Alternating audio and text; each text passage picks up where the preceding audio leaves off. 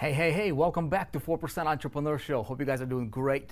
Vic Strauss is here with you, another live. All right, awesome, we're live. Okay, great. So 4% Entrepreneur Show, this is where we get together every single week, Tuesdays and Thursdays, to talk about ideas, strategies that help you become that 4%er. A little bit of a different show here today that we're going to have.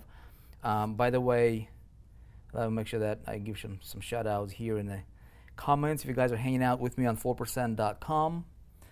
All right, I see Charity, Mahmood, Nigel, okay, Phyllis, Deborah, Zoltan. Okay, great to see you guys. So that means that we're live. Awesome. Okay, so look, if you guys have been here with me last time, you know, for the last, my phone is exploding here. Let me put it on silent. At the last, on the last episode, right, we started to talk about, take this topic of creating your money machine. Okay, so we had a, doing great, man. Okay, Cameron, good to see you here too, man. And so there's gonna be 3-part series to that. Okay, number one, we talked about yesterday, or not yesterday, but last time, we did part 1. Part 2 and part 3. Now, what I'm doing is I'm actually preparing some specific handouts that I want you guys to be able to download. Right, it'll be that much better for you to comprehend what we're going to talk about in part 2. So what we're going to do today, I did not have the time to get those finalized for you guys yet. So what we'll do is we'll pick up with part 2, creating your money machine series. Right, part 2 will be this Thursday. If you guys are following that kind of stuff, if you're just tuning in here, you're like, what are you talking about? Right, you can check out the replay from that, and if you follow along, you guys will have some specific handouts because we're actually creating that little mini training. All right, part 1, part 2, and part 3. Okay, it will actually be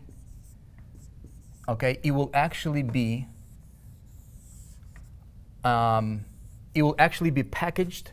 Okay, and what we're doing is we're creating a little mini training on how to create, right, creating your money machine. Okay. And so what I'll do is I'll make sure I do it right for you guys. Okay, I don't want to cut any corners here. We had a lot of stuff going on here. Had some personal stuff going on. Had some a lot of business things going on. So I don't want to cheat you out of the information that I've intended to give you on this show. Again, it's free. We're not going to sell it to you. You'll be able to go through it if you want to. This right here will give you a very good, a very solid path for you to follow that will help you, right, create your own money machine.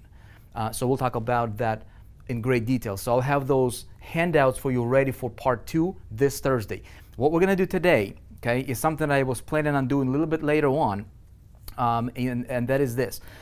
I wanna cut into a clip that, we had our event, I think it was a year and a half ago or something like that, 4% event, and we had a lot of speakers there, right? And Les Brown was there. And I know a lot of you guys watching this, you did not attend. Even if you did attend, it's very important. I had this on my, I had this intention to cut into that clip and just kind of, play it for you, because I think the information that Les was sharing with everybody there in that room was profound, especially for entrepreneurs, right? It kind of sums up what we're doing and why we're doing what we're doing, which is beyond the money, right? Beyond the sale. Which is ultimately why are we doing what we're doing, which is to create that legacy. And so I think it'll be a great reminder for everybody to kind of get your head wrapped around that concept. And as we're building this, okay, it'll be a good kind of segue for us to really prepare as we go into these other parts of the series. I think it'll be great for us. So with that. With that said, I'm going to give you guys a couple announcements here. Okay, if you are a member in the 4%, so if you have an account with us, if you have enrolled in any of the products, training courses, free or paid, it doesn't matter, right? If you have an account with 4%, tonight I'll be live in our Facebook group with some really cool previews, we're going to have a private get together, a private meeting, so don't miss that. It'll be 9 p.m. Eastern time tonight on Tuesday. Okay. If you don't have an account with 4%, you can register, create yourself an account. We'll have we have tons of really cool trainings inside. free courses, free programs. We also have paid programs and all that stuff. But again, my intention here, you guys, is to deliver value to you, right? Take it for what it's worth for you, apply it in your business. And I promise you, if you decide to be a 4%er for you, not for somebody else, right? You will be a 4%er. And it's really, really awesome position to be, to consider and really to work towards achieving. Okay. So all right. With that said, you guys, let's go ahead and cut into the clip that I wanted to deliver to you. Watch this with your open heart, with your open mind, as we bring Mr. Les Brown up to the stage. All right. Take a look at this.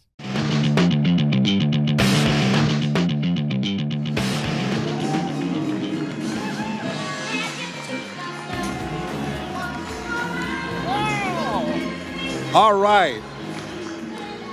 Hello, how are you? You may be seated. Yes. All right. Yes, please be seated. Thank you so much. It's so great to be here with you. Let's give Vic a tremendous round of applause. Come on, you can do better than that. And let's give all the presenters that have been out here talking to you and sharing their knowledge and information, give them a round of applause as well. Thank you. And give yourselves a round of applause for being here. How many have major goals that you want to achieve? Raise your hands, please. Very good. I like to ask that question because most people raise their hands. But I want to ask you another question. And I've been reflecting on this. As a 21-year cancer conqueror because of God's grace and mercy. Thank you. As one who deals with sciatica pain every day, at this stage of my life, at 72, I think about and reflect on my life. And I want to ask you a question. How many of you know, even though you've done things you feel good about, that if you had your life to live over again, you could have done more than what you've done thus far? Raise your hands. Yes. Now, that proves a point.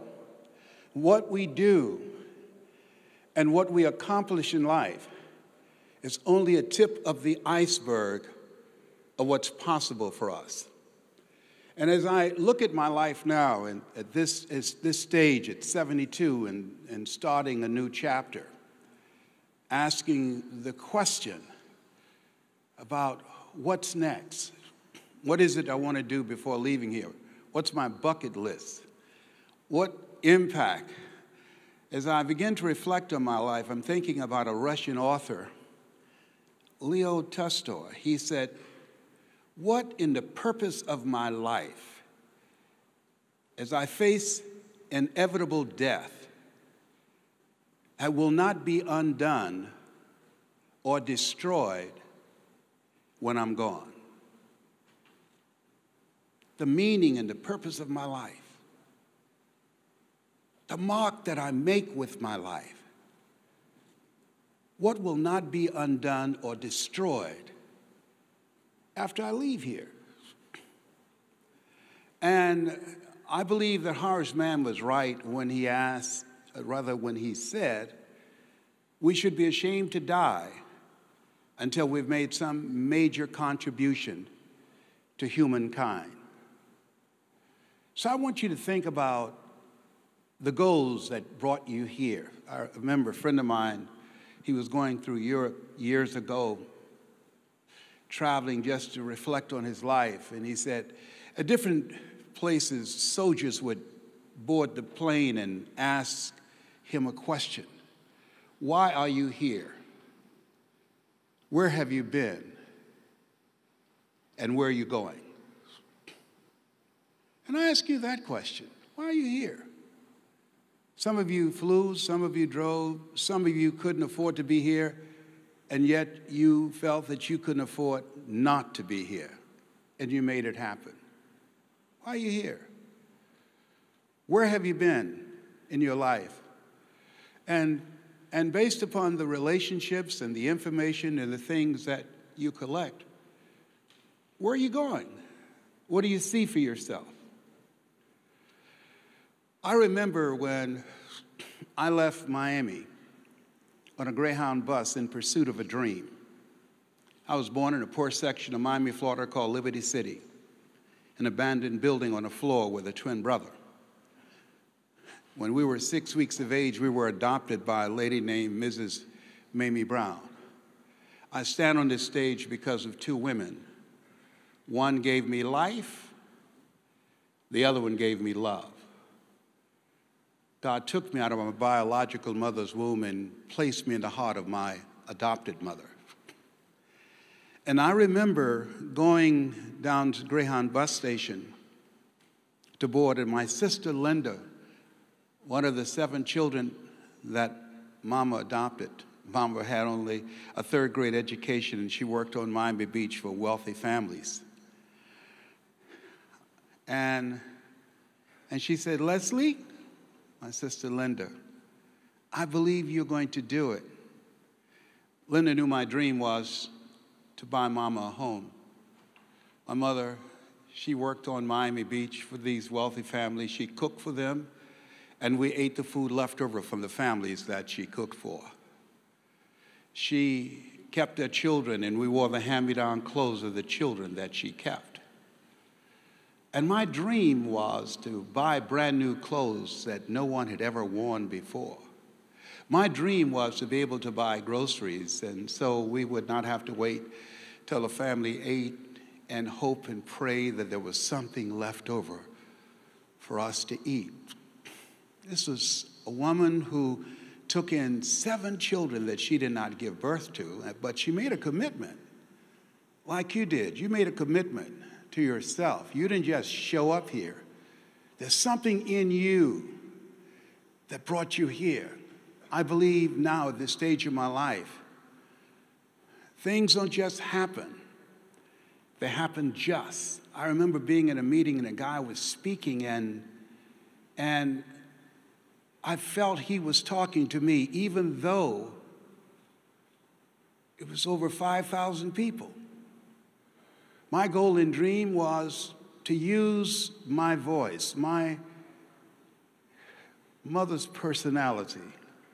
My mother used to tell me stories as a kid. While all the other children were outside playing, I would be in rubbing her swollen ankles from arthritis and say, "Mama, tell me a story. Tell me the story about when your father caught you feeding chickens to an alligator down by the lake in Stewart, Florida. Leslie, I've told you that story. I know, but tell me again." Mama was a great storyteller. There's some things you can't see looking forward, but looking back, I realized that my mother was shaping my mind and helping me to begin to shape my future, listening to her. I want you to think about your goals and dreams. My first goal was to buy my mother a home, and I did that. Took care of her until she's 89. Told her when I turned 18, "Mama, you'll never have to pay another bill. I will set you down." I don't believe that women should work unless they want to work, and if they do work, whatever money they earn, they should keep it for themselves. A man provides and protects.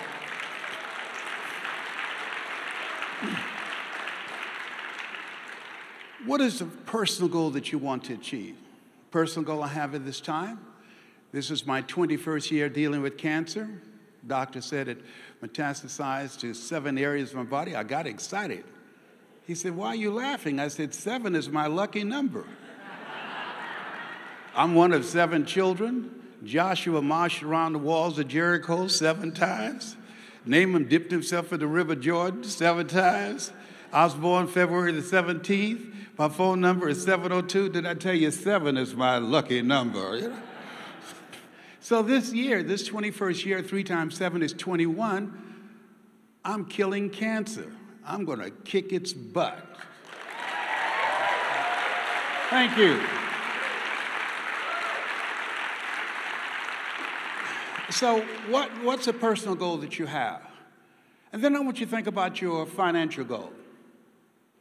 That financial freedom number, that once you achieve that you You will alleviate a lot of stress in your life. Once you achieve that, you'll be able to contribute to causes that you believe in. You'll be able to do things for family members. My oldest son, he's 50 years old, he suffered a stroke. I don't care how old your kids get, they're still your children. And just the healthcare professionals is around $3,000 a month. I'm glad that I'm in a position that I can do more than just pray for him. How many of you like to be in a position that if something happened to a family member, you can help them out? Absolutely.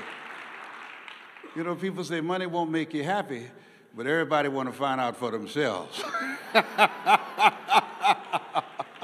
Friend of mine at Rita Davenport said money ain't important, but it's right up there with oxygen. And let me tell you something, fellas, even if you're as homeless as I am, you got some money, women will find something cute on you. Oh, he's got eyelashes like Tom Cruise, honey. He's got earlobes like Denzel Washington. I used to be so broke, I'd walk past the bank and trip the alarm. Creditors would call the house and my children would answer the phone and say, my daddy say he ain't home. Poverty sucks. I mean to tell you, boy. Oh my God, the roaches moved out the house.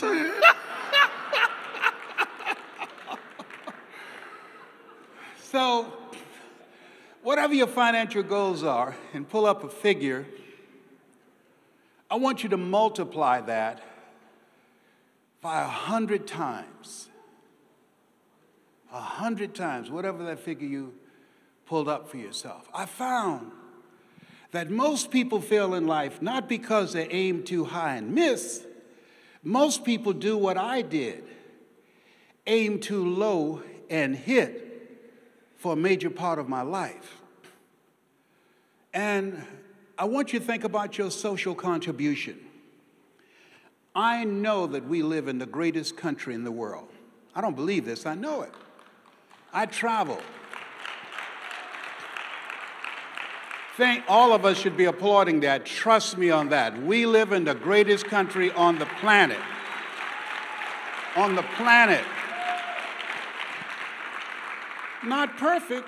We got some stuff to work on, but it's the greatest. Things we take for granted. We're spoiled. Trust me on that. So what will your contribution be? Mine, I'm going to be doing a tour. You are more powerful than cancer. I'm going to be engaged in doing training to reduce the recidivism rate in our prisons and make my materials available to inmates to transform their mindset, to teach them how to become effective communicators. Teach them how to dress like a prospect rather than a suspect. Teach them how to develop positive relationships that can help them to advance their lives, and teach them how to use technology and not go out and be demoralized by being rejected because they have a criminal background, and how to use the internet to earn money.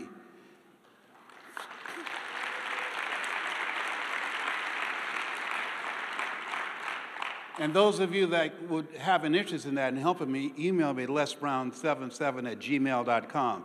I'm going to be speaking in prisons, and along with Lawrence Taylor, who used to play football, and a few other individuals that I'm training, because we incarcerate more people in the United States than any place else in the world. And they have over 80% come back. Now, trust me, if you had a factory that was manufacturing products and you had 80% defected products, you would not continue that process. Would you agree? Yeah, so they're just making them bitter. They're not making them better. My goal is to make them better. My mother was once incarcerated, and she was a good woman. But when she could no longer work, she sold moonshine and homebrew and wrote numbers, and she was incarcerated for a period of time. I had to become a man at 10. So I want you to think about your social contribution, your financial goals, and your personal goals. And let us say together, it's possible. Together, please. It's possible. Say it again, everybody together. It's possible. Yeah, see, one of the most important things that you can do when you're in pursuit of your goals and dreams as entrepreneurs is to believe that it's possible in spite of. See, it's easy to have a positive mindset and a sense of optimism when things are going great. It's easy then. But to be positive, to have that spirit of optimism in spite of, I had to do that. My company was in Detroit, Michigan, 21st floor. I used to bathe in the sink down the hall, used to hide in the closet when the janitorial staff came in the middle of the night. And what kept me going was that if anybody had a golden dream and it made it happen, that it's possible, they can have my dream. I remember leaving home after I'd sent letters to Gunther Rinker and saw the Tony Robbins infomercial, and I said, "Hi, my name is Les Brown," and I sent them some of my products, and they wrote me back, and they said, "We don't believe that somebody like you would be able to attract an audience." Tony had the complexion of connection. I had the complexion of rejection, and so rejected me. And how many have ever been rejected? Raise your hands, please. And so I got on a Greyhound bus, so I'm going to do it even though I don't have anybody to invest millions of dollars in me. I'm going to make this happen in spite of, even though every 30 minutes there will not be an infomercial on the air about me. I'm going to do it even though I don't have a PhD or MBA or college degrees. I'm going to do it in spite of the fact that when I look back at my background, a gentleman who transformed my life, Mr. Leroy Washington, I eulogized him last year. I'll never forget walking in his class. He said, "Young man, go to the board and work this problem out for me." I said, "I can't do that, sir. Why not? I'm not one of your students." "Look at me." "Yes, sir. Go to the board and work the problem out anyhow." "I can't, sir." And the other students started laughing, saying, "He's Leslie. He's got a twin brother, Wesley. Wesley's smart. He's DT. What's DT? He's the dumb twin." And I said, "I am, sir," as the students erupted in laughter. And he came from behind his desk and he looked at me. He said, "Don't you ever say that again. Someone's opinion of you does not have to become your reality."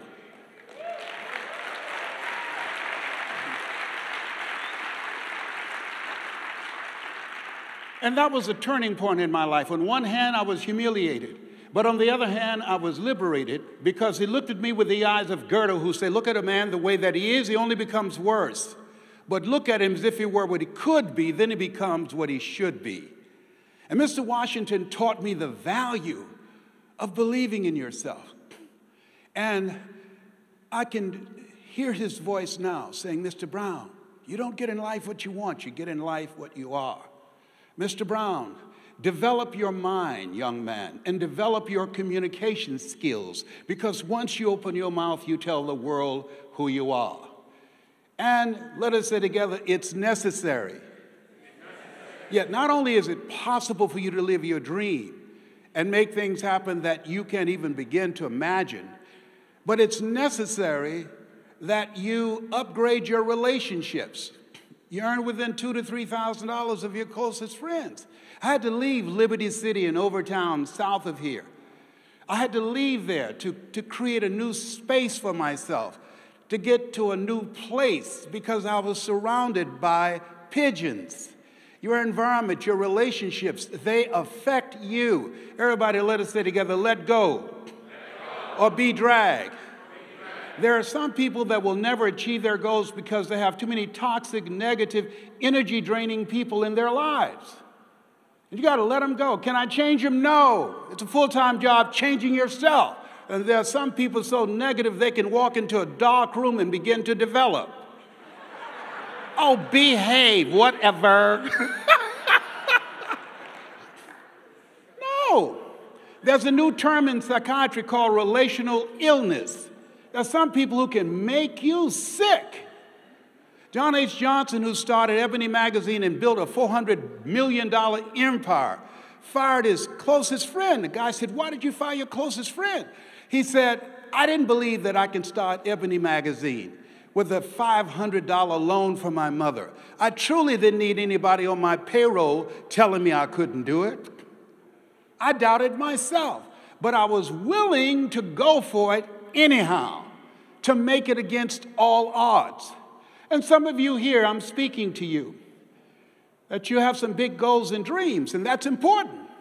Having goals beyond your comfort zone is important. I don't know you, but here's what I know about you. You have something special.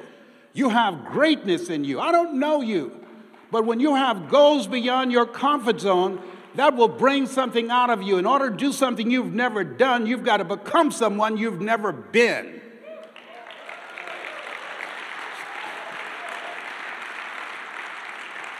Everybody repeat after me, please. Live full. Die empty. A Floridian who I think is one of the most brilliant men that ever walked the planet. He was a mentor to Dr. Martin Luther King Jr., to Mahatma Gandhi, to Albert Schweitzer. He wrote Deep is the Hunger, the voice of the genuine. He said, the ideal situation for a man or woman to die, Dr. Howard Thurman, is to have family members praying with them as they cross over. He said, but imagine, if you will, being on your deathbed and standing around your bed, the ghost of the dreams, the ideas, the abilities, the talents given to you by life, but you, for whatever reason, you never pursued those dreams. You never went after those ideas. You never used your talents and abilities to create that invention. We never heard your voice. You never wrote that book. And there they are standing around your bed looking at you with large, angry eyes saying, we came to you, and only you could have given us life. And now we must die with you forever. And the question is, if you died today, what dreams? What ideas, what books, what talents, what voice, what abilities, what gifts will die with you? A friend of mine, Miles Monroe, who died in a plane crash a few months ago, he said, the wealth is placed on the planet. It's not in the Far East where there's oil in the ground. It's not in South Africa where there are diamond mines. He said, the wealth is placed on the planet is the cemetery. There you'll find music never played. There you'll find books never written. There you'll find potential never realized.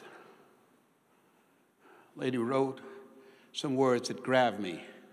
She said, what if you live your whole life only to discover that it was wrong? That it was wrong. That you decided to live a small life and you had so much more in you to express. Everybody say again, live full, die empty. And so as you look at your goals and look at your dreams as entrepreneurs, write this down. You will fail your way to success. You're going to fail your way to success. Walt Disney, he filed bankruptcy 7 times and had 2 nervous breakdowns. You're going to fail your way to success. 85% of people allow the fear of failure to outweigh their desire to go after their dream. You showed up. You decided that even though what I'm doing is a long shot, my chances of winning my dream, winning my goal is slim to none, I'll take slim. I'm going to bet on me. Give yourselves a round of applause for betting on yourself.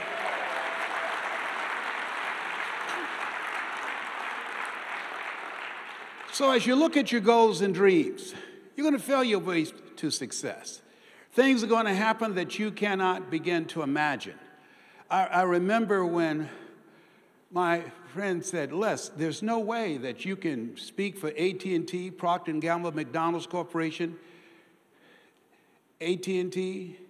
Come on, are you serious, Les? Come on. You have no corporate experience?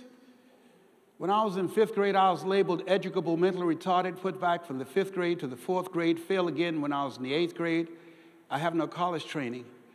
And so they knew this. And so they assumed, because if both my birth parents came in here right now, I would not know either one. They assumed because I was labeled educable, mentally retarded. They assumed because I don't have a college education, I have no corporate experience. They assume. that I could not do what I'm doing. How many have ever been told you couldn't do something? Raise your hands, please. Very good. It's very important. It's necessary that you immunize yourself.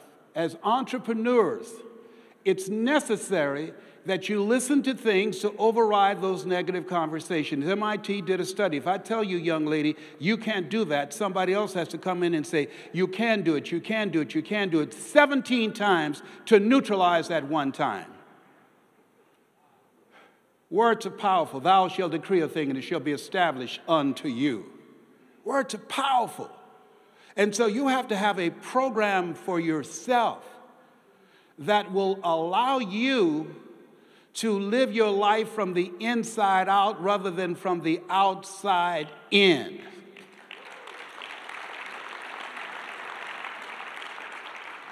So if you have, how many of you have enjoyed listening to positive things? Raise your hands, please. Very good. Email me, lesbrown77@gmail.com. I'm going to send you some stuff, some on the internet, some that's not there, absolutely free for being here. lesbrown77@gmail.com. That's designed to fortify your mindset so you can take some hits. See, Forrest Gump was right. Life is like a box of chocolates. You never know what you're going to get. I never expected someone to look at me and say, you have cancer. Those 3 words, most feared words in 7 different languages. I said, can you give me a second opinion? Yes, and you're ugly too. I'm sorry, I got problems, all right? This is my mother. Pull the slide up. Isn't she beautiful? And my twin brother Wesley. She was quite a woman. Which one am I, on your right or your left? I'm the cute one. I'm on the left. All right, over your left. All right, yes. Now, here's what we know. In the book Learned Optimism by Martin Seligman, that between 0 and 5, we develop permanent personality characteristics. Between 0 and 5, based upon our environment, based upon the conversations that we're exposed to, between 0 and 5, based upon the things that we see and observe, we determine what's available to us and what's not available to us. Between 0 and 5. That's why it's very important for you to work on yourself. You know, I woke up in the middle of the night. There's a movie called Magnolia starring Tom Cruise. Didn't see the whole movie, but there was something he said that grabbed me, that made me think about this study. He said, we might be through with our past, but our past is not through with us. Did you hear me? How many of you know that your past can affect you and you don't even realize it? Raise your hands, please. Okay? I was sabotaging myself in relationships for a long time, in my personal relationships. I did not know unconsciously if the woman who gave birth to me did not want me, how could you want me? And ultimately, you won't. And so I engaged in self-destructive behavior to sabotage the relationship. And I didn't even know what was driving that until I got some help. That brings me to the next point. Write this down. Ask for help, not because you're weak, but because you want to remain strong. Ask for help, not because you're weak, but because you want to remain strong. And because I was willing to ask for help, I knew something was wrong. I knew something was driving my behavior, but I couldn't quite put my hand on it. There's sometimes people can take you to a place inside yourself that you can never go by yourself. I did not know this Les Brown existed. A guy named Mike Williams, write this down. He's wrote a book called The Road to Your Best Stuff. It's mandatory reading for all of you. I wrote the foreword to it, The Road to Your Best Stuff. You can get it on Amazon. He saw this Les Brown. I didn't see this Les Brown. Because of him, he was my newsman at a radio station. Because of him, he taught me how to tell my story. Hey, Brownie, what is it? You can do more than be a disc jockey. What else can I do? You can promote concerts, Brownie. You can speak. You know why you go see those guys, Zig Ziglar and Dr. Norman, Vincent Peale and Jim Rohn and Tony Robbins? Yeah, because I like their message. No, because it's in you. You like to help people. How many of you like to help people? Raise your hands, please. He said, Brownie, that's who you are. And so he expanded my vision of myself. This is Mike Williams. You know, Muhammad Ali said, I'm the greatest, but he never won a championship without Angelo Dundee. Michael Jordan, considered one of the great basketball players of all time, never won a championship without Phil Jackson. We need coaches. I met some people backstage. I said, I need you to coach me on Twitter. I need you to coach me on how I can get my voice out there on the internet and be able to impact more people's lives. Would you mentor me? I was asking for help because this is an area that I don't know this. And because of him, I started producing concerts. When I met these young guys, they didn't know who I was going to become. I didn't know who I was going to become and who they were going to become. That's Michael Jackson standing out front. He's 10 years. That's 10 years old. That's me standing in the back. I had no idea. I want you to shake someone's hand on your right and left and say, you have greatness in you. Do that right now. Say, you have greatness in you.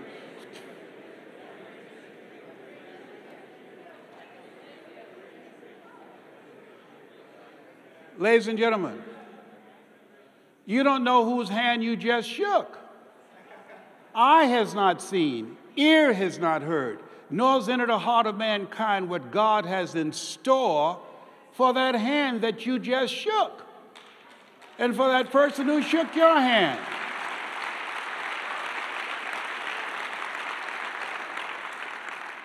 So your best work is not done yet. How many of you like to make a difference in your community? Raise your hands, please. Very good.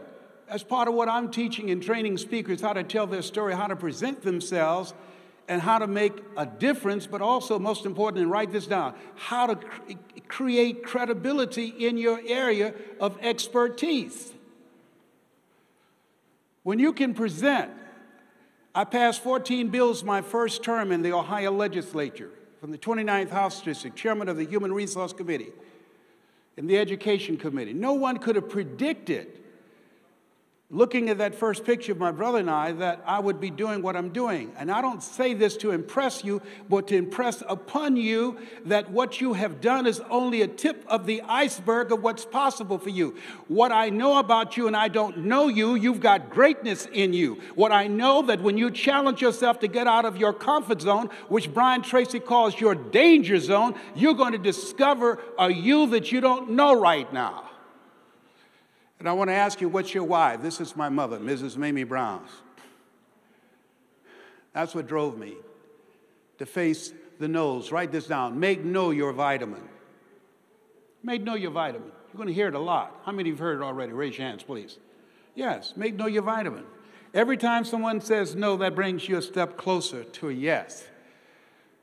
And I never forget, I was driving in North Miami Beach, and my mother saw this big, beautiful home. I drove her past there deliberately.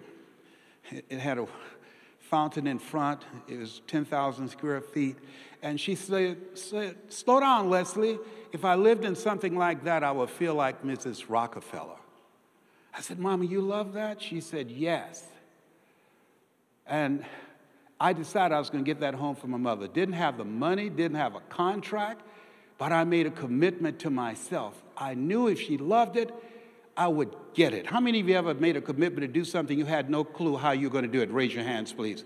And that's how we have to live, to walk by faith and not by sight. He said, lean not unto thine own understanding. In all thy ways acknowledge him, and he shall direct thy path. There's some things you can do that your mind, because we've been trained to be logical and practical and realistic. There's some things that you can do that only the heart knows. But the mind can't understand that. When there's a conflict between your mind and your heart, follow your heart.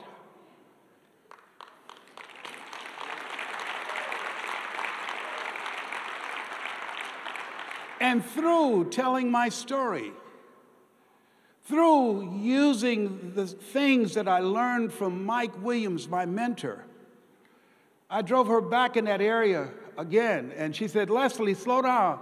And I started speeding up deliberately. She said, boy, didn't I tell you to slow down? I said, yes, ma'am, Mama. She said, boy, that's beautiful. I said, Mama, you really like that house? She said, yes. I said, I know the people there. She said, no. I said, I do. Would you like to go in and see it? She said, yes. I said, okay. I drove up to the house, and I went around. Mama was 78 at the time. I opened the door, and she grabbed my arm. We started walking toward this big, beautiful mansion. She said, "Leslie?" I said, "Yes, ma'am." "Boy, you sure you know these people?" I said, "Yes, ma'am, Mama, I do." We got to the door, and I couldn't hold it anymore. I reached in my pocket. I put the key in the door. I turned it. I opened it, and I said, "Mrs. Rockefeller, this is your home."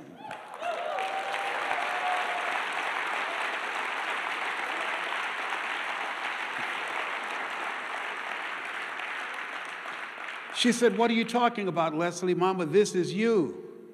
This is for you. This is you. You love this. This is for you." She looked at me in disbelief. She stuck her head in the door. She said, "Anybody home?" I said, "Mama, there's no one here but us. It's fully furnished and everything's paid for." And I remember she began to walk around the house and say, "Thank you, Jesus. Thank you, Jesus." She said, "I never thought anything like this would ever happen to me." "Leslie, you didn't have to do this." I said, "Mama, you didn't have to adopt us either, but you did."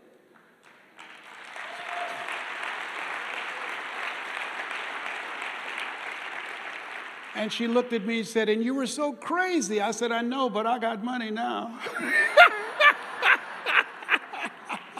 Oh boy, Mama was something else. So now, this is my why. Mama was a 22-year breast cancer conqueror. How many of you have children? Raise your hands, please.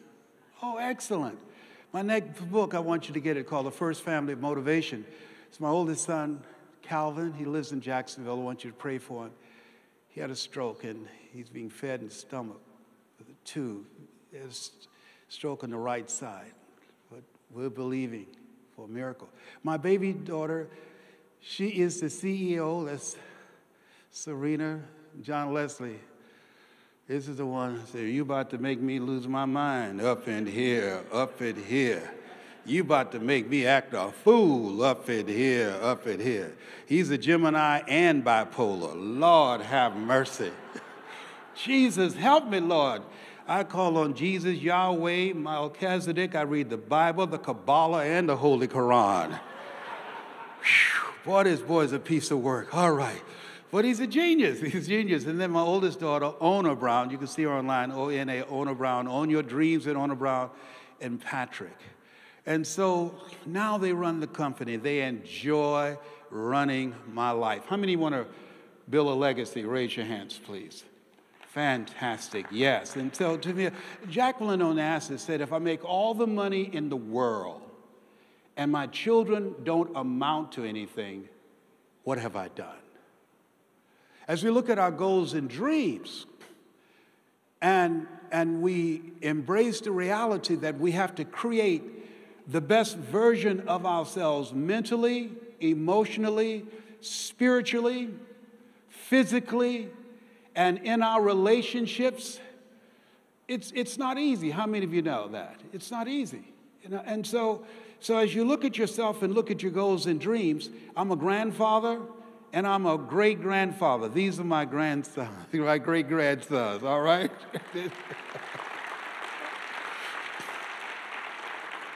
Let us say together, build a legacy. Together with conviction, build a legacy. What you're doing, you're on the cutting edge. Everybody needs what you have. People don't realize this is a brand new day. Over 20,000 Americans, according to the Department of Labor, are losing their jobs every day. My sister, who's working for a bank in Atlanta, they came to Sharon and said, "Sharon, your job is going to India. You're being laid off. Oh, no, by the way, Sharon, if you want your severance pay, you must train your replacement." That's ugly. How many of you know that's going on? Raise your hands, please. That's ugly. And then they test them to see whether or not you've done a good job. Dr. Thurman, I love him so much. He said, "There's something in each and every one of us that waits and listens to the voice of the genuine in yourself. It will be perhaps the only voice you will ever hear. And if you cannot hear it all of your life, your days will be spent on the ends of strings that somebody else pulls. And I submit to you the reason that you came here. I submit to you the reason that you invested your time and your money and your energy. You've decided nobody will pull my strings. Give yourselves a round of applause. Come on, bring your energy level up. Bring your energy level up.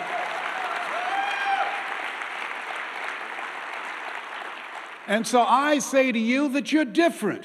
You're unique. One great American said, I choose not to be a common man. It's my right to be uncommon if I can. I seek opportunity, not security. I do not wish to be a kept citizen, humbled and dulled by having the state look after me. I want to take the calculated risk, to dream and to build, to fail and to succeed. I refuse to live from hand to mouth. I prefer the challenges of life to the guaranteed existence, the thrill of fulfillment to the still calm of utopia. I will never cower before any master nor bend to any threat. It's my heritage to stand direct, proud, and unafraid to face the world boldly and say, this I have done. That's what it means to be an entrepreneur. You are uncommon. Give yourselves a round of applause.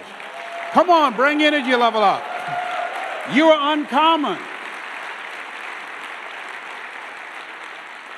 If we did the same promotion and the same advertising and the same marketing and the same cost for being here, and said Beyonce was going to be here and Jay-Z, you couldn't get in the place. Why? Because we have an entertainment-driven culture. You are here because you are interested in delivering and creating collaborative, achievement-driven, supportive relationships.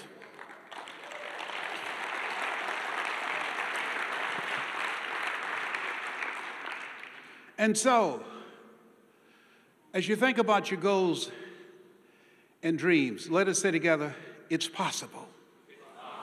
I can live my dreams. It's necessary. I make no my vitamin. I'm going to make it in spite of the rejections, in spite of lack of resources, in spite of the obstacles that will be thrown in my path. I've got greatness in me. I can handle it. I'm more than a conqueror. Greater is he that is in me than in the world. Give your dream a round of applause.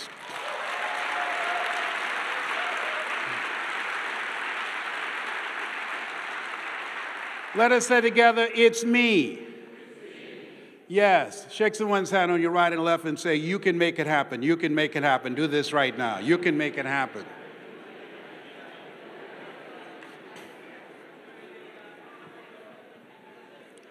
George Bernard Shaw said, the people that will make it in this world, they look around for the circumstances, and if they can't find them, they create them. It's you. If you have the money, like Donald Trump's father gave him $14 million. My mother gave us 2 pieces of sugar cane. It's you. Only in America. If somebody gave you $14 billion, that would be my dream. I heard him in an interview say, he only gave me $14 million. I said, only? Oh, my God. I tell people, don't worry about what's going on in the White House. Worry about what's going on in your house.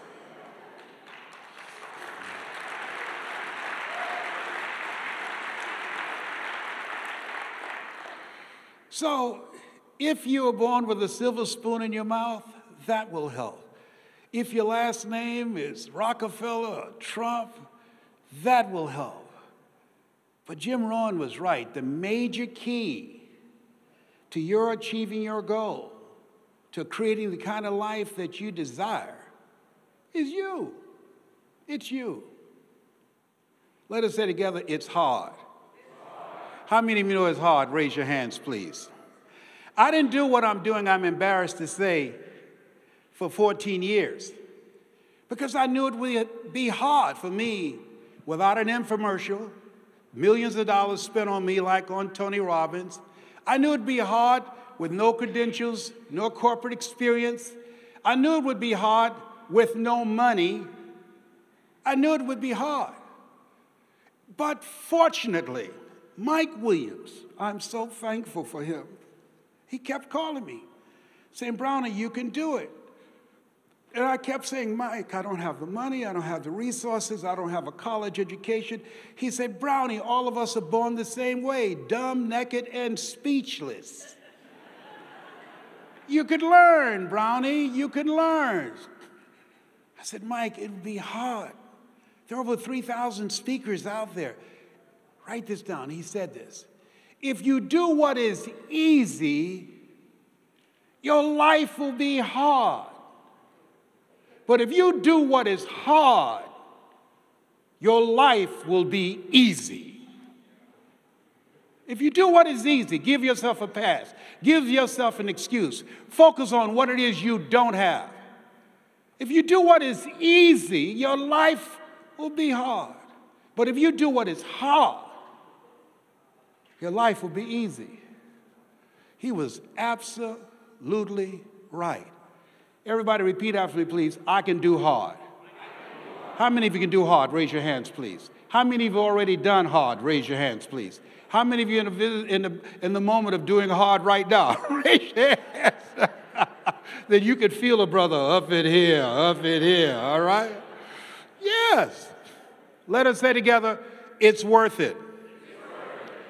Come on, say it with conviction, it's worth it.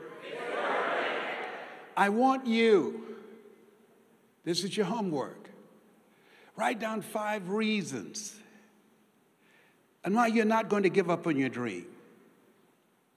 In spite of the setbacks, in spite of the failures, in spite of people letting you down, in spite of running out of the money that you need, in spite of the odds. What are the reasons that will keep you in the game? Nietzsche said, if you know the why for living, you can endure almost anyhow. When I thought about my mother, how hard she worked. I remember Mama would say, when it would start raining outside, she would say, oh, Arthur's bothering me. I said, Mama, who's Arthur? She said, don't worry. You live long enough, you'll find out.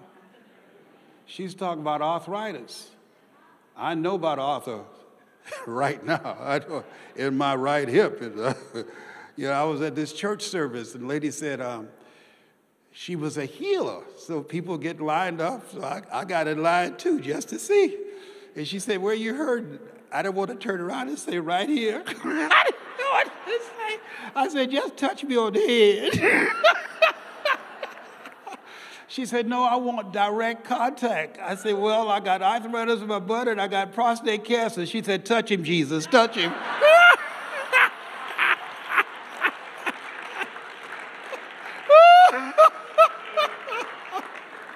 Oh, my God. I got to tell you all this. Because y'all family. I heard this Oral Roberts radio program.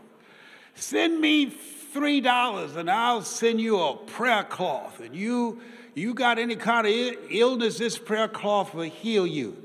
And then a person came on and said, I had whiplash. And I bought the prayer cloth and I put it in that affected area. And I was healed in the name of Jesus. Then somebody else came on. I had pain in my back. And I put the prayer cloth on me and I was healed. So I was about to turn the radio off. Then somebody said, I had prostate cancer. My PSA was over 2,000. Well, mine at that time was 2,400. And I put the prayer cloth on me, and I was healed. I pulled over, wrote the number down, called them, and I sent them $100. They send me a prayer blanket. This is true. You can't make this up. So they sent me a box with the prayer cloths all cut up. I had to speak at a church called the Church of the Day in Detroit, Michigan, and I put the prayer cloth in my underwear, the affected area. So I'm on stage moving back and forth, and look here, you got to have determination, drive to go after your dream. You've got to be unstoppable. And I saw people looking past me laughing. Now I'm saying, what are they laughing about? I looked around, and the prayer closet went down my legs on the stage. I said, you can laugh if you want to. I don't care. What y'all, I went behind the podium and put them right back in my pants.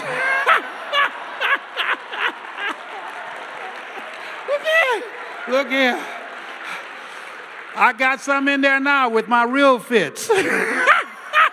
Oh, behave, whatever. I got to tell y'all this too. You know, don't I look good for 72? Come on, give it up. Listen.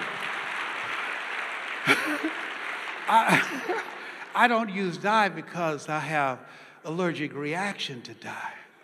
But I do use mascara to cover my gray. So anyhow, I want you to write this down. This is going to blow your mind.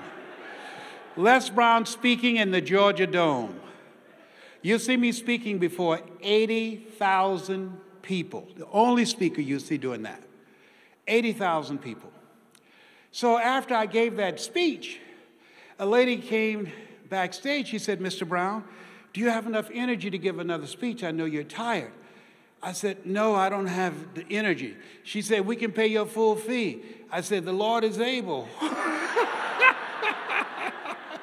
Red Fox said, money can't buy you happiness, but it can make a big down payment, all right?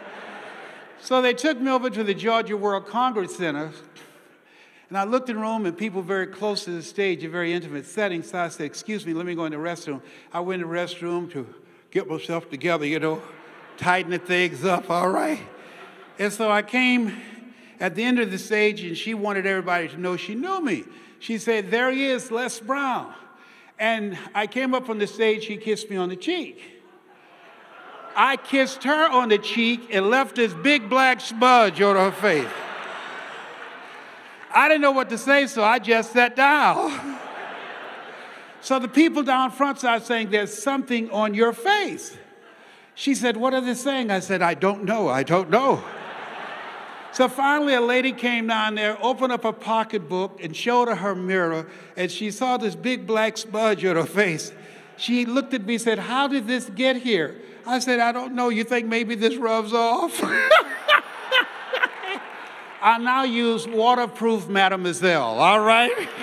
A man has got to do what he's got to do.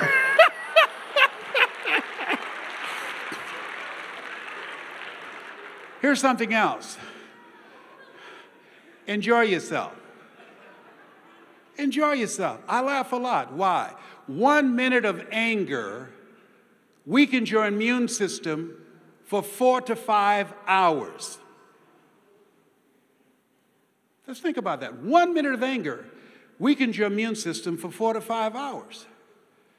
Now, 1 minute of laughter boosts your immune system for over 24 hours. So when I get through with y'all, you're not going to get sick for 10 years. Let us say together, it's possible. I can live my dream. It's necessary. I create some new relationships. I challenge myself. I become a risk taker. It's me. It's hard. I can do hard.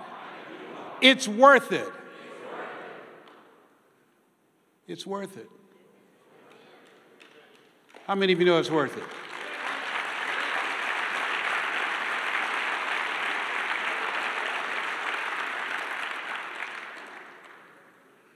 This thing called life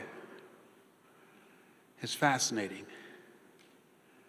No one could have told me, given my circumstances, that I could have earned living from my faith rather than from my fears. In Salt Lake City, Utah, over $260,000 in an hour and a half. That's my story. With T. Harv Eckert, Seminar of the Century, $410,000 in an hour and a half. I don't tell you these things to impress you, but to impress upon you. You've got greatness in you. Don't you judge yourself based upon where you are. A major pharmaceutical company, and everything can be verified on the internet, paid me $640,000 in 1 month to train 3,500 doctors how to communicate with their patients to increase their taking of their hypertension medication. There's greatness in this room. There's more greatness sitting down than standing up. You're here for a reason. There's a part of you that said, I must be there. You are here to become, as Mother Teresa would say, a pencil in the hand of God to start writing a new chapter in your life. I remember being in an audience, and Mike Williams had been calling me for 14 years, saying, Brownie, when are you getting out there? And I said, man, Mike, I can't compete with Earl Nightingale and Zig Ziglar and Jim Rohn and Tony Robbins. Man, there are over 3,000 speakers. I'm from Liberty City, Mike.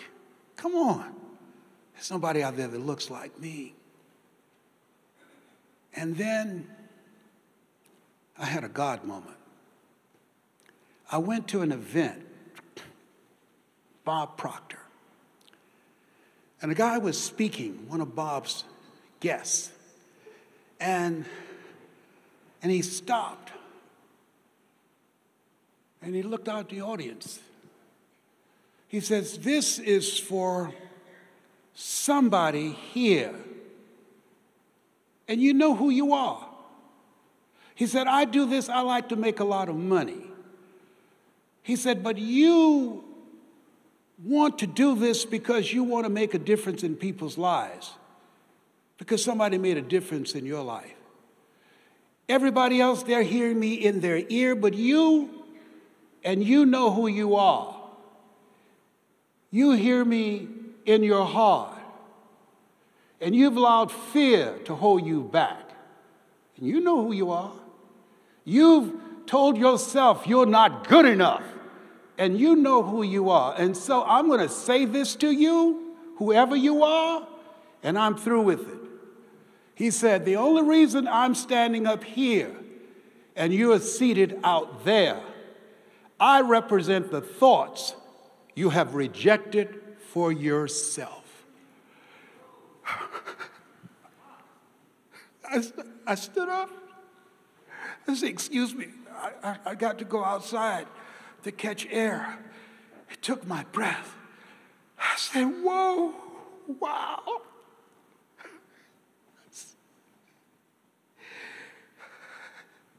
I've been stopping myself all this time. I thought it was because I didn't have any money. I thought it was because I never worked for a major corporation.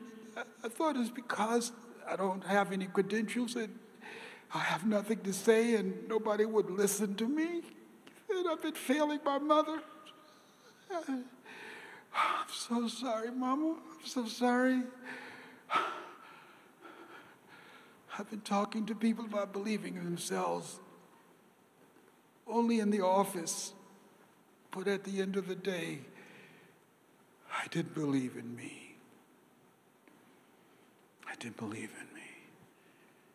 There's an African proverb that says, if there's no enemy within, the enemy outside can do us no harm. The fault, dear brothers, is not in our stars, but in ourselves that we are underlings. And on that day, I answered the call on my life.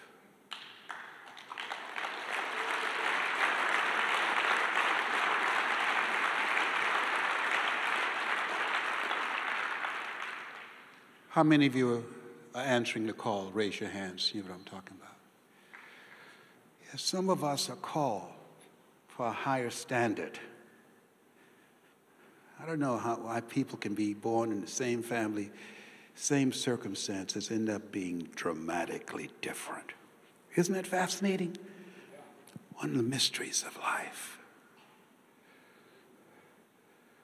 I say to you, and I'm speaking to the greatness in you, when you're pursuing your greatness, you don't know what your limits are. so you act like you don't have any. Maya Angelou said there's nothing as painful as running into the person that you were supposed to become. And there's nothing as challenging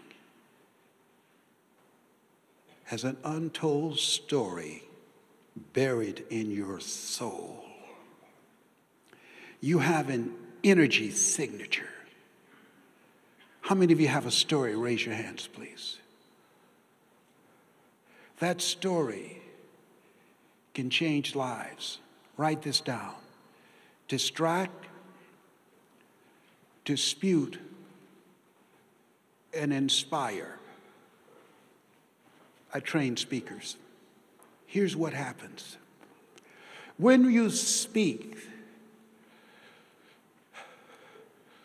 with your story, you distract the audience individually and collectively from their story, where they're stuck, where they're suffering, where they're, as Henry David Thoreau said, going through life in quiet desperation. You use your story to distract them from their story because they're asking three questions when they see you. Who are you? What do you have? And why should I care? Write that down. Who are you? When you're presenting your ideas, your concept, your skills, your knowledge, people do business with people they know, like, and trust. So you have to advance with your story, not your product, not your ideas. Advance with your story. Who are you? What do you have? And why should I care? Distract, dispute. Through the delivery of your story, you dismantle their limited belief system and inspire them to start writing a new chapter with their lives. Distract, dispute, and inspire.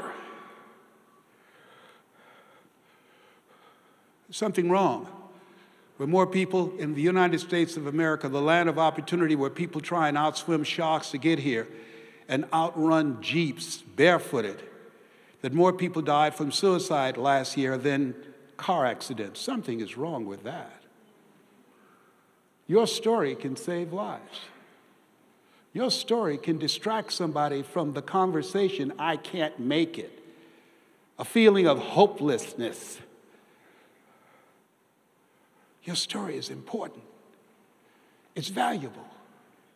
How many of you got a story? Raise your hands, please.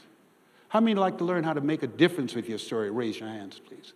To me, I don't think there's anything that's more rewarding. I was in India, and I just changing my shirt in the parking lot and laugh.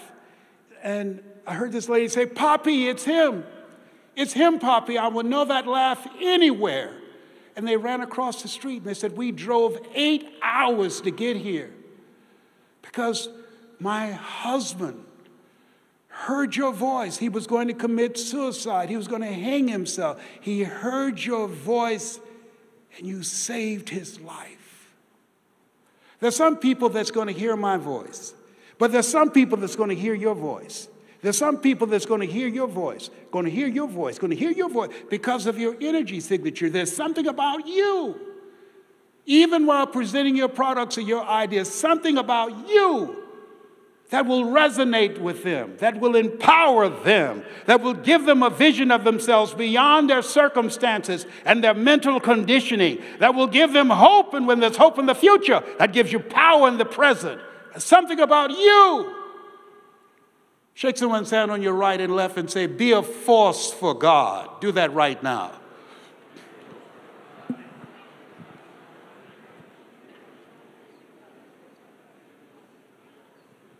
Be a force for God. Don't just chase the money. See yourself as being blessed and highly favored and a force for good and for God. And because of you, you are a masterpiece because you're a piece of the master. Because of you, you were chosen out of 400 million sperm. Because of you, The world is a better place because you were born. I'll never forget when Mr. Washington asked me, Mr. Brown, what do you want to do with your life, young man? I said, sir, I want to take care of my mother. I want to sit her down when I graduate. He said, you can do that. It's possible. He said, how do you plan to do that? I said, I'd like to be a disc jockey. He said, is that right? I said, yes, sir. He said, good. He said, you got to be hungry. I said, what do you mean by that? He said, people that are hungry do what they know, not what they feel. People that are hungry believe always strive to get on top of life because it's the bottom that's overcrowded. People that are hungry know you must be willing to do the things today others won't do in order to have the things tomorrow others won't have. People that are hungry know you will fail your way to success. People that are hungry have a sense of destiny. They make things happen in spite of. I said, sir, I'm hungry. I'm hungry to take care of my mother, sir. I'm hungry to make something of myself. People always compare me to my brother who's smarter than me, who's always made the honor roll, and I have to go to summer school every summer. My sister who graduated from the University of Miami, he said, Mr. Brown, he said, here's my card. I see you looking in the window at me when I'm working with the other students. I asked them to allow you to be in my class, and they said no, because you're in special education. But the reason that I called you in is that I saw you listening to me. I saw something in your eyes.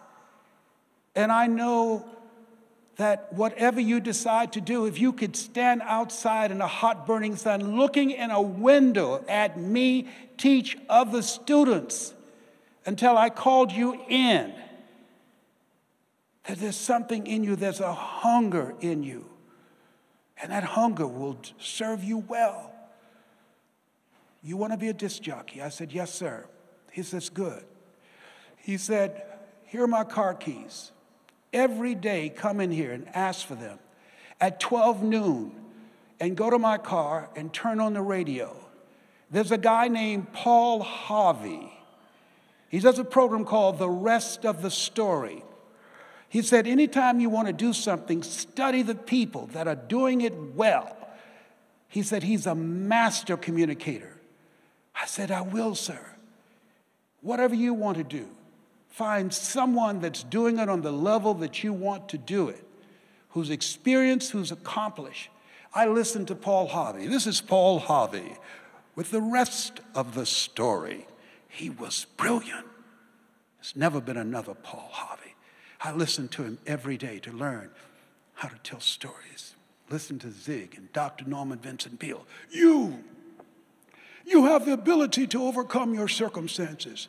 You have the ability to control your thoughts. Don't allow your circumstances to dictate to you what you're going to do. I remember I opened for Dr. Norman Vincent Peale, who wrote the book, The Power of Positive Thinking. We were backstage, and a young speaker said, Dr. Peale, how old are you?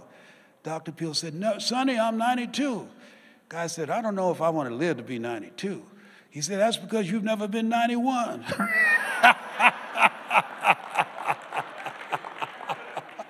Dr. Phil, man, he was a bad dude. Wow, he was a bad dude.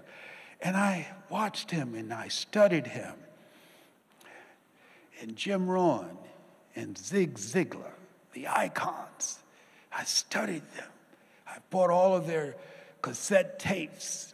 Earl Nightingale, we become what we think about. Jim Rohn, when the end comes for you, let it find you conquering a new mountain, not sliding down an old one.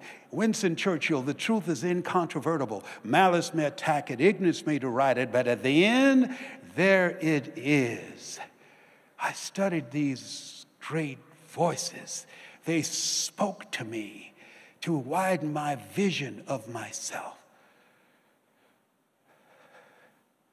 Let us say together, it's my time. I'm hungry. And so, Mr. Washington, he taught me this. Write this down. OQP, only quality people.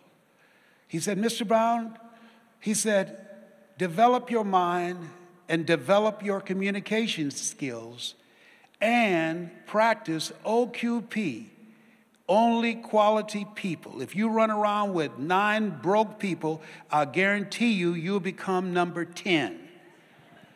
You earn within $2,000 to $3,000 of your closest friends.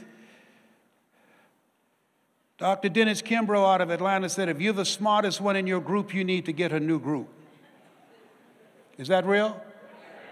Yes, you've got to upgrade your relationships. And so, as you look at your goals and dreams, he gave me his card, said, go to WMBM radio station and tell Milton Butterball Smith I sent you there. I trained him. I went to the radio station. He said, don't forget, you got to be hungry. I said, yes, sir. Let us say together, you got to be hungry. Hello, Mr. Butterball. How are you, sir? My name is Les Brown, sir. I like to be a disc jockey. He said, young man, you have any journalism in your background? I said, no, sir, I don't. You have any experience in broadcasting? No, sir. I said, sir, but let me audition for you, sir. I visualize and see myself on radio. I practice all the time. Just give me a shot. He said, no. How many have been rejected? Raise your hands, please. I was devastated. I went back to Mr. Washington. They said no. He said, don't take it personally. Most people are so negative, they have to say no 7 times before they say yes. He said, you got to be hungry. Go back again. I went back again. Hello, Mr. Butterball. How are you, sir? My name is Les Brown, sir. I like to be a disc jockey. He said, I know what your name is. Weren't you here yesterday? I said, yes, sir. Didn't I tell you no yesterday? Yes, sir. Then why are you back today? Well, sir, I didn't know whether or not somebody was laid off or somebody was fired, sir. No one was laid off or fired. Now, get on out of here. I came back the next day, talking loud, looking happy like I was seeing him for the first time. Hello, Mr. Butterball. How are you, sir? My name is Les Brown, sir. I like to be a disc jockey. I know what your name is. Weren't you here yesterday, the last 2 days? Yes, sir. Didn't I tell you no? Yes, sir. Then why are you back today? Well, sir, I didn't know whether or not someone got sick or someone died, sir. No one got sick or died. No one was laid off or fired. Now, don't you come back here again. I came back the next day, talking loud, looking happy like I was seeing him for the first time. I said, hello, Mr. Butterball, how are you? He looked at me with rage. He says, go get me some coffee. I said, yes, sir.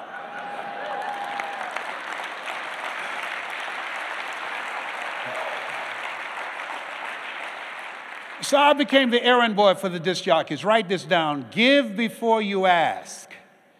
Give before you ask. I wanted to give service before I asked for anything. I wanted to establish myself as a go-to person, as a resourceful person. Give before you ask. So I became the errand boy for the disc jockeys. I go get their lunch and their dinner, and I stand in the control room watching them working their hands on the control board, knowing my time will come. Let us say together, I expect to win.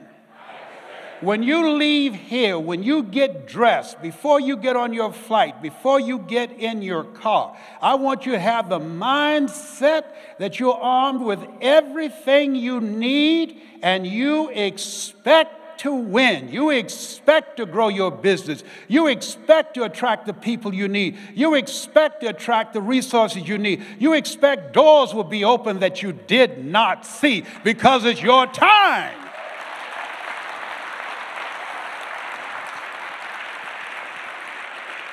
Your thoughts have magnetic power. How many ever thought about somebody and they call you out of the blue? Raise your hands, please. How many of you had an experience of trying to call somebody and they called you at the same time? Raise your hands, please. Our thoughts have magnetic power. According to psychologists, we think 30 to 40,000 thoughts a day. We must modify our thoughts and train our thoughts to serve us.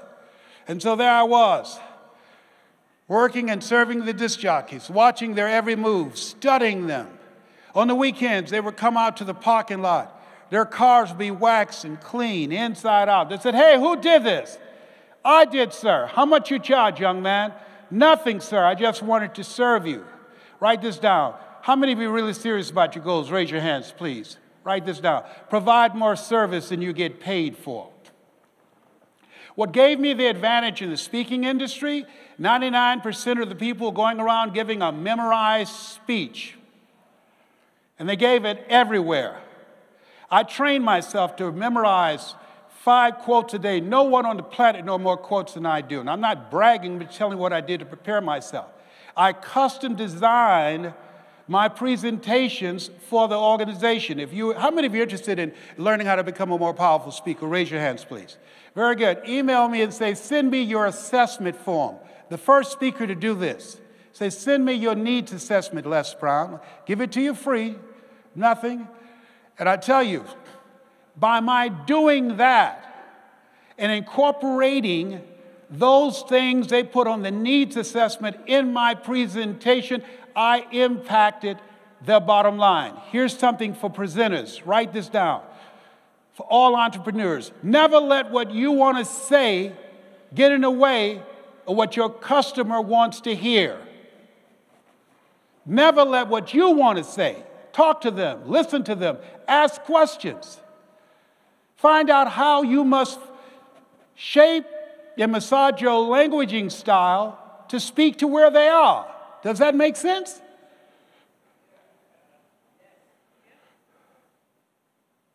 So at any rate,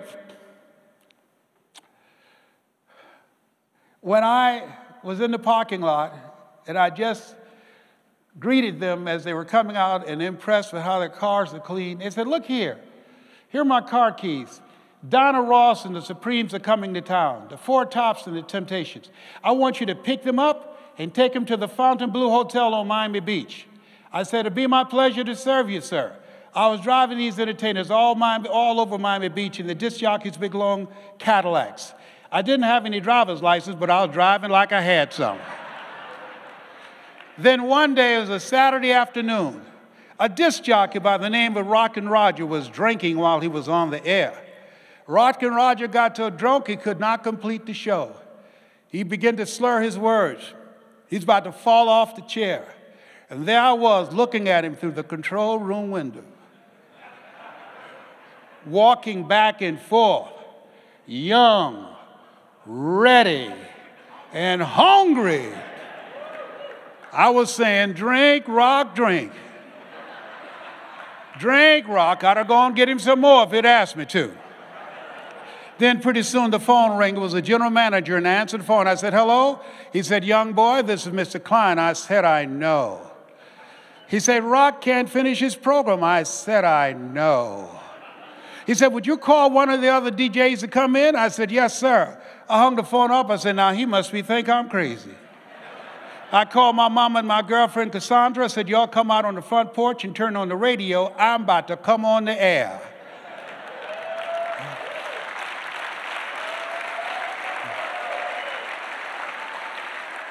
I waited for about 20 minutes and I called him back and said, Mr. Klein, I can't find nobody. He said, young boy, you know how to work the controls? I said, yes, sir. He said, go in there and segue the records, but don't you say nothing here. I said, yes, sir. I couldn't wait to get old Rock out of the way. I put on a fast record. I said, look out, this is me, LB Triple P, Les Brown, your platter playing papa. There were none before me, and there will be none after me. Therefore, that makes me the one and only. Young and single and love to mingle, certified, bona fide, indubitably qualified to bring you satisfaction and a whole lot of action. Look out, baby, I'm your love man. I was hungry. I was hungry. I was hungry. Shake someone's hand on your right and left and say, you got to be hungry. In front of you and behind you, got to be hungry. Entrepreneurs are hungry.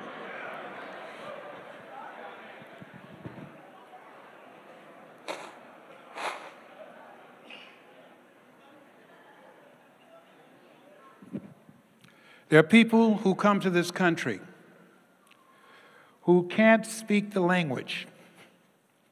And studies indicate they have a 4 times greater chance of buying a home, owning their own business, and becoming independently wealthy. 4 times greater chance of doing it than the average American. Why? Because they're hungry. They're hungry. How many of you are hungry? Raise your hands, please. Somebody said, I'm starving.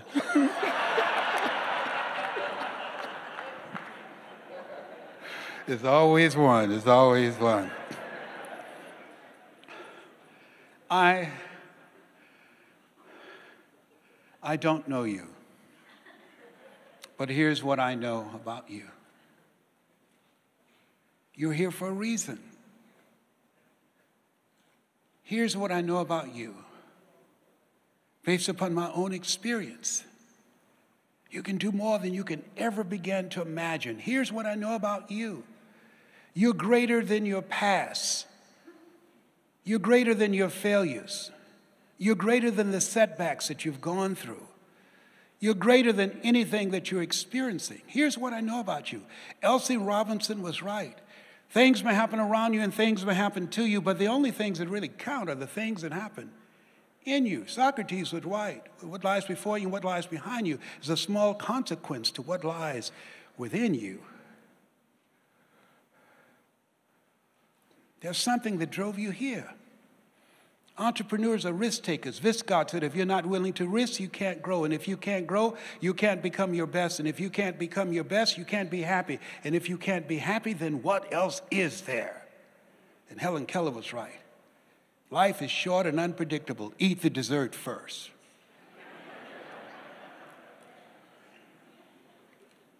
So, I want to leave this with you. I don't know what your goals are. But I do know I only attract millionaires or millionaires in training. Give yourselves a round of applause. Come on, you can do better than that. You can do better than that.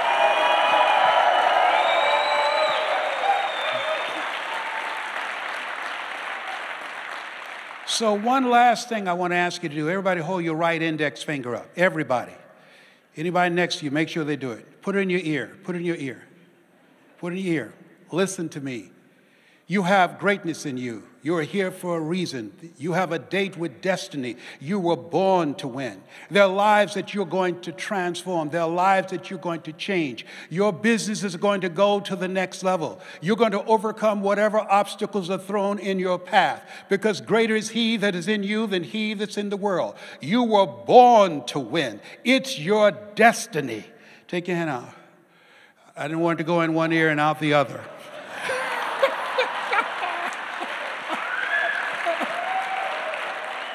It's in there. It's in there.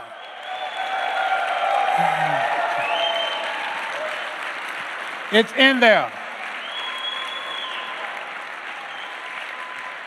So, got you, did there? Oh, yeah. There's something I want to give you. Here, I have a book called 12 Laws of Success. Let's go up there. These are individuals.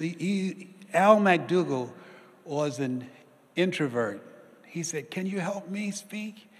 I said, "Yes." I wrote the foreword to his book. His book is now being used by National Football League.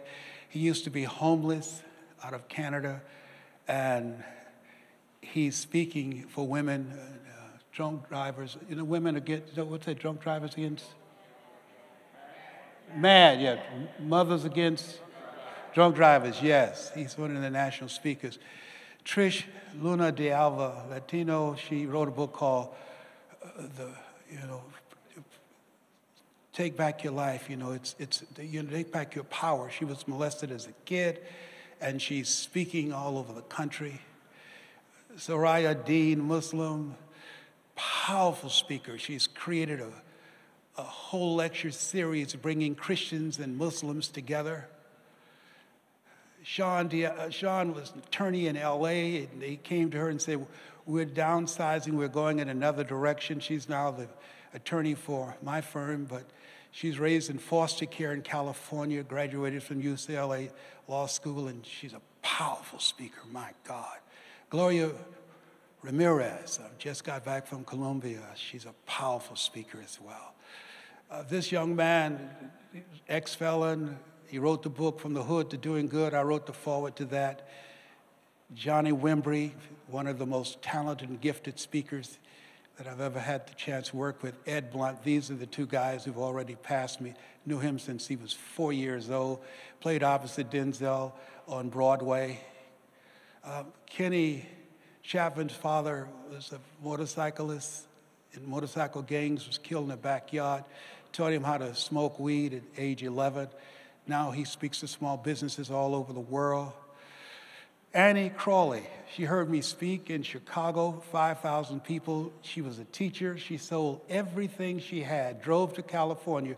Her dream was working in the area of underwater videography. She sent me a text saying, hey, I'm filming some waterhead sharks. I want you to come here. I'm going to train you how to do it. I texted her back. I said, have you ever heard of a black person being eaten by a shark? She texts back, no. I said, because we don't go down there bothering them. Send me the video. I want you just to text me. I'm not selling anything. Text me greatness to 313131. Text that to me. I'm going to send you my new book called 12 Laws of Success. Okay? I want to leave this with you. I feel at this stage of my life, I've gone through a lot. And I know. How many feel that God's hand has been on your life? Raise your hands, please. I'm telling you, I've had some close calls. Really challenging things. And I thank Vic for inviting me here to speak to you. I remember when Mr. Washington spoke to the graduating seniors, and I was a junior. And he said, you have something special. You've got greatness in you. Booker T. Washington, not the largest, but the best.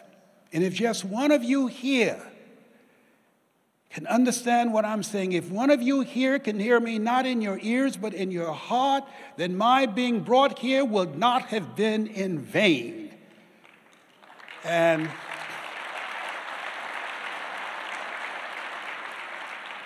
they gave him a standing ovation. And I followed him down the auditorium steps. And he was in the parking lot. I said, Mr. Washington. He said, yes. I said, do you remember me? He said, no. I said, I'm one of the twins from my mother. She works in the cafeteria. I was in your class, and they were calling me DT, and I answered, and you said, don't ever say that again. Someone's opinion of me does not have to become my reality. Do you remember me now? He said, yes. Leslie and Wesley, you're Leslie. I said, yes, sir. I said, I heard you speaking to the seniors. He said, you were a junior. Why were you in there? I heard your voice come through the auditorium doors, and I stood in the back, and I felt you were talking to me. He said, we have greatness in us. Yes. I said, how do you explain the fact that I failed math and history and English, and I've got to go to summer school for the 5th straight year, and my brother never had to go? He said, your grades don't determine who you are, young man. You just have to work harder. And he turned to walk away. I said, Mr. Washington. He said, yes. You said we could make our school proud, our community proud. Yes. I want to make my mother proud. Can I do that? He said, yes, Mr. Brown, yes. He turned again. I said, Mr. Washington. He said, what is it now? You said if just one person heard you, your being brought here would not have been in vain. He said, yes. I said,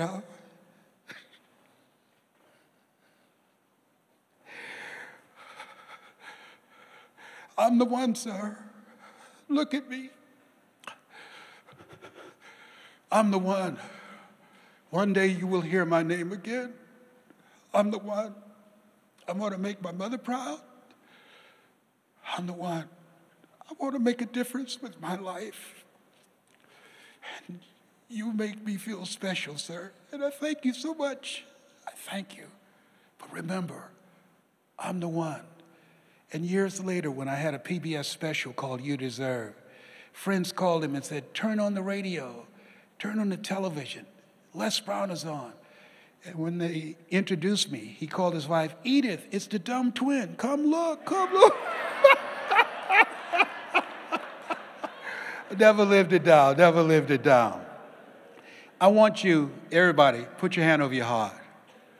This, to me, is an affirmation for all entrepreneurs.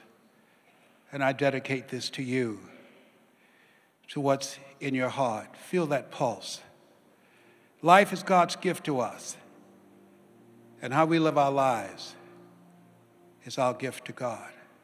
That pulse, it represents an unforgettable, irreplaceable miracle. God so loved the world that he chose you. And so I'd like to leave this with you. Leslie, yes ma'am, mama, say that thing for me, boy, that makes me feel good. I dedicate this to you and to your dream.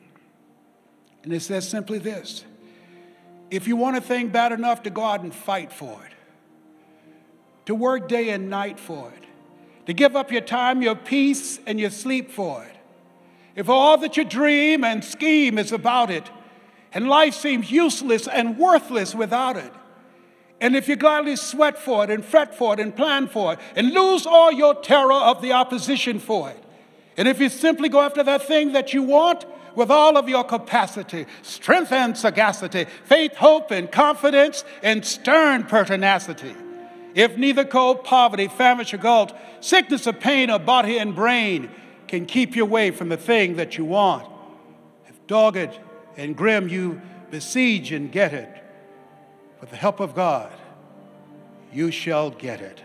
This has been Les Brown, Mrs. Mamie Brown's baby boy.